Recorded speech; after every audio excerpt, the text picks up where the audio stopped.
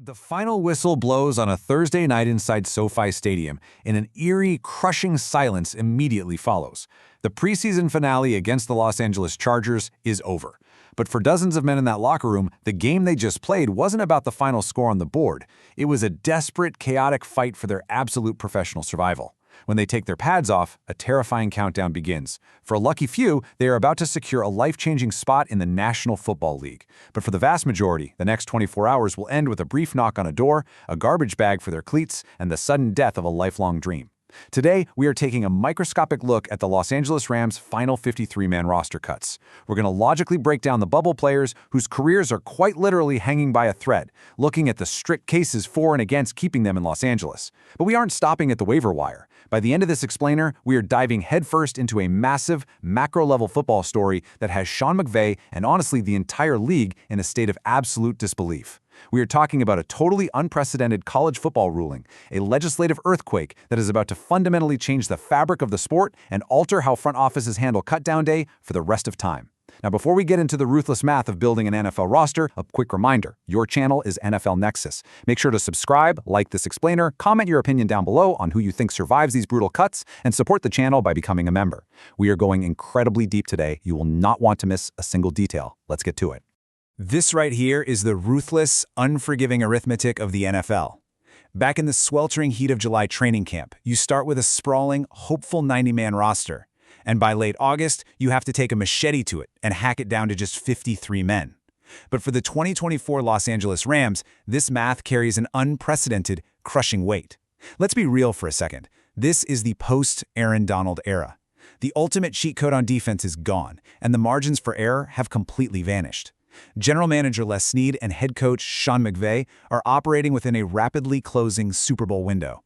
Their sole mission is to maximize the final elite, productive years of Matthew Stafford's career. And they have to do this in the absolute bloodbath that is the NFC West. You are going to war twice a year against the reigning NFC champion 49ers and a constantly surging Seahawks squad. In a division that violent, every single roster decision creates a massive ripple effect across the depth chart. If you decide to keep a raw, developmental pass rusher, well, you have to sacrifice a veteran offensive lineman who might be the only thing standing between Matthew Stafford and a season-ending sack. If you want to stash a speedy, undersized receiver, you lose a special teams enforcer who could flip field position in a playoff game. So who actually survives the final 53? To answer that, we have to look closely at how this front office historically constructs a winning football team. We are analyzing these deeply contested fringe spots through a strict, unforgiving lens of actual on-field production versus future potential. Section 1. Offensive skill and protection, the bubble. Sean McVay has some incredibly difficult, sleep-depriving decisions to make on the offensive side of the football. The Rams' offense is a machine that relies on absolute precision, airtight protection, and total versatility. If you are a fringe player trying to survive in this specific system, you cannot be a one-trick pony. Here is a look at the offensive battlefield. We're evaluating running backs Jarquez Hunter and Dean Connors, wide receiver Xavier Smith, and down in the grueling trenches, offensive linemen A.J. Archery and Bo Limmer.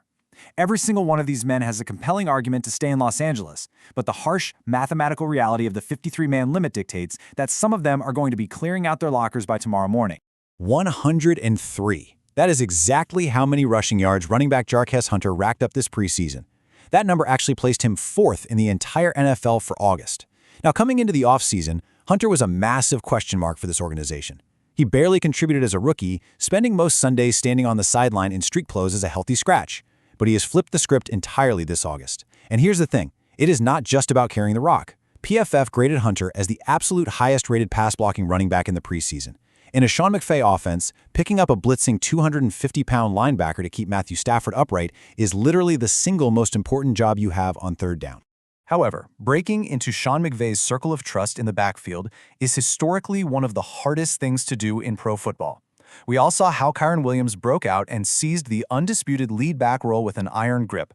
Behind him, the front office just invested heavily in Blake Corum, and the coaching staff has a deep, undeniable underlying trust in Ronnie Rivers. That backfield is completely, hopelessly log-jammed. So for Hunter, being an elite pass blocker and a top-tier preseason rusher is fantastic on paper, but the cold truth is the only way he sees the field on offense is if an absolute catastrophe strikes the top of the depth chart. Therefore, the reality of the NFL dictates that a fourth-string running back absolutely must be a demon on special teams to justify eating up a roster spot. But Hunter has played a grand total of just 5 special team snaps this entire preseason. 5? That glaring lack of sheer utility in the kicking game might be the fatal flaw that ultimately pushes him off the roster. This brings us to another fascinating backfield dilemma in Dean Connors. In his preseason debut, Connors absolutely exploded onto the scene. He scored 2 touchdowns and instantly flashed his immense value as a dynamic, fluid pass catcher out of the backfield. That is a specific mismatch-creating trait that the Rams have honestly lacked in recent years. He looked like an immediate plug-and-play weapon. But then, a very curious, almost phantom-like disappearing act occurred. Against the New Orleans Saints, Connors played exactly 6 snaps on offense. 6. Why on earth would a player who just scored twice suddenly vanish from the game plan entirely? Well, this points to one of the most stressful, high-anxiety strategies in the National Football League: hiding a player. The Rams might be intentionally limiting his tape so they can try to sneak him through the waiver wire and safely stash him on the practice squad. It triggers a nerve-wracking, agonizing 24-hour waiting period for Les Snead in the front office, just hoping and praying no other general manager around the league noticed his debut. You combine that intentional disappearing act with his very real struggles in pass protection and zero history as a returner, and Connors is the very definition of a bubble player waiting anxiously by the phone. Stepping out to the perimeter now, we have wide receiver Xavier Smith. At this exact moment, Smith is leaning much closer to being a roster lock, and it's largely because of one explosive, game-changing play, a blazing 40-yard return against the Kansas City Chiefs. In a league where field position dictates outcomes and wins games, that elite special teams value is incredibly persuasive to a coaching staff. But if you look at him purely as a receiver, it reveals some deep systemic issues within McVay's offensive philosophy. The Rams demand, and I mean demand, that their wide receivers block violently in the run game. Just look at the brutal standards set by Cooper Kupp and Puka Nacua. Smith is severely limited by his smaller size, profiling very similarly to a guy like Tutu Atwell. He is a phenomenal vertical threat who can easily take the top off a defense, but he struggles heavily over the middle in those intermediate routes, and he can be a major liability as a run blocker. The front office has to deeply debate right now if keeping a singular, specialized returner is worth eating up a highly valuable roster spot when depth is desperately needed in the trenches. And speaking of the trenches, we move to the offensive line, where the ghosts of recent seasons severely haunt the Rams. Over the last 2 years, this offensive line has been decimated by injuries at the absolute worst possible times. Protecting Matthew Stafford's blind spots isn't just a strategy, it is a matter of franchise survival. A.J. Arcuri is a fascinating study in this exact dilemma. He has spent 4 grinding, grueling years in the Rams system, constantly bouncing between the practice squad and the active roster. He knows these complex blocking schemes inside and out, and he just posted a highly impressive 85.1 pass blocking grade against the Saints. But here is the massive elephant in the room. Arcuri is 29 years old.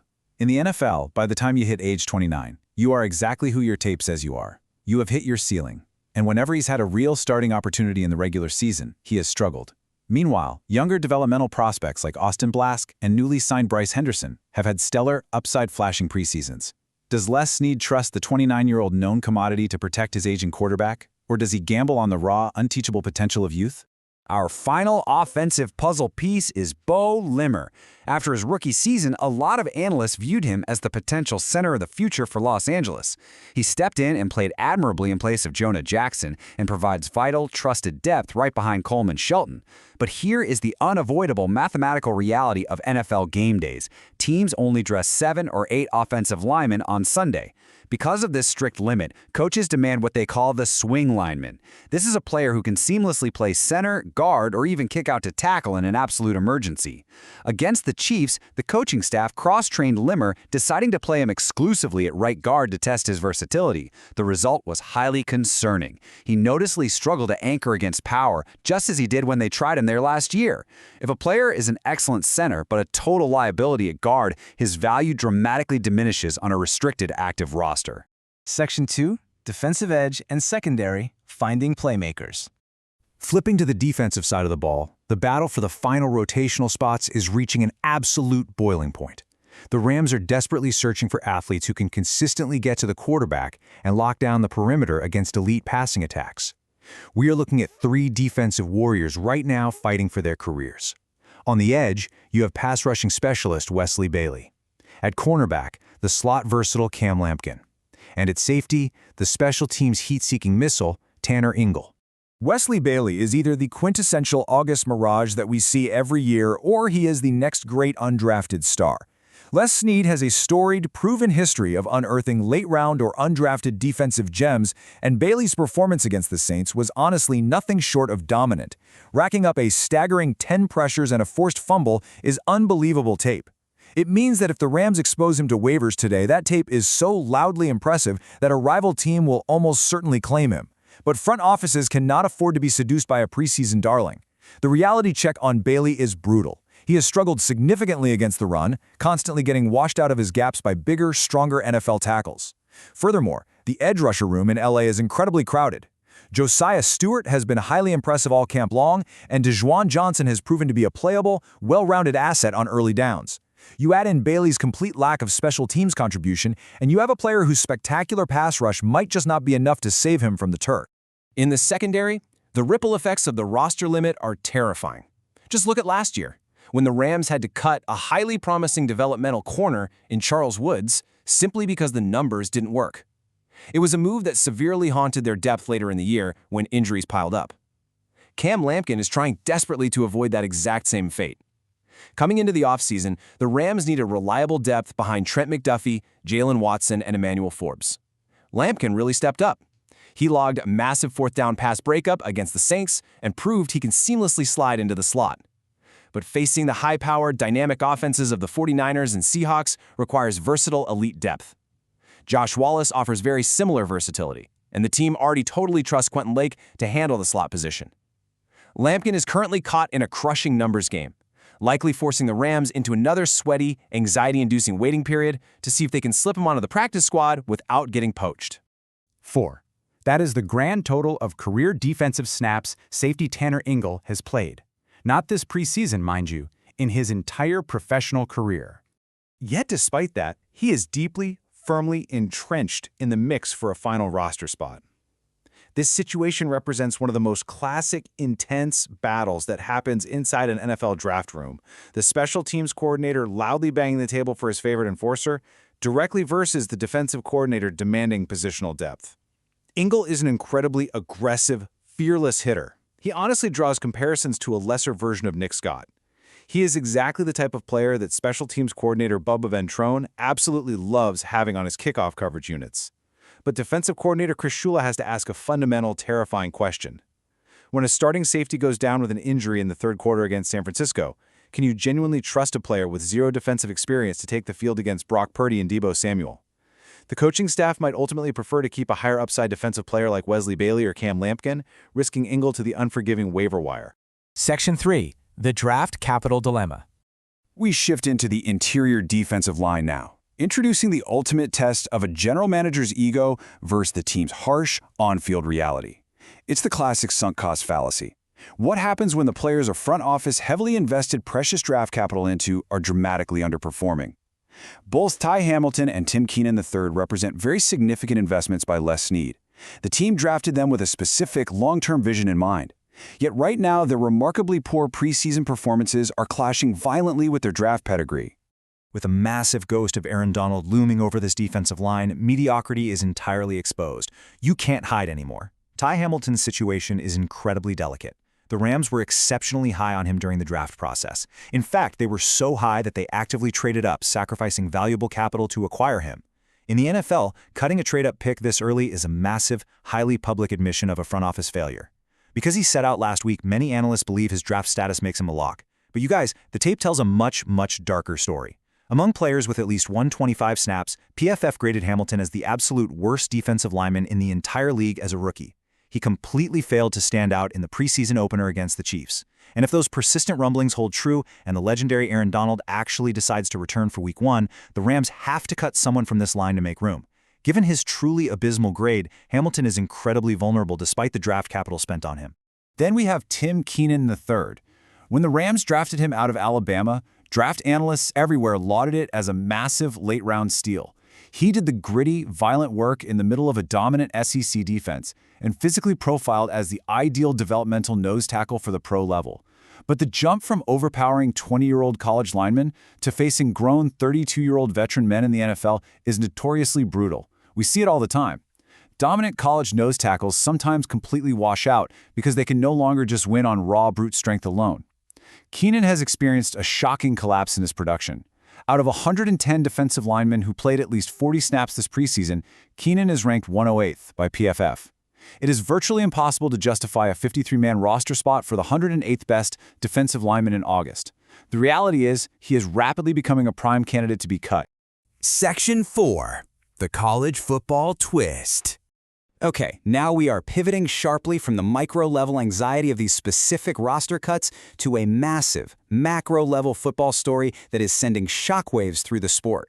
For decades, the NCAA's amateurism rules were ironclad and completely unforgiving. The very second a player signed a professional contract or even hired an agent, their college eligibility was vaporized permanently. There was no going back.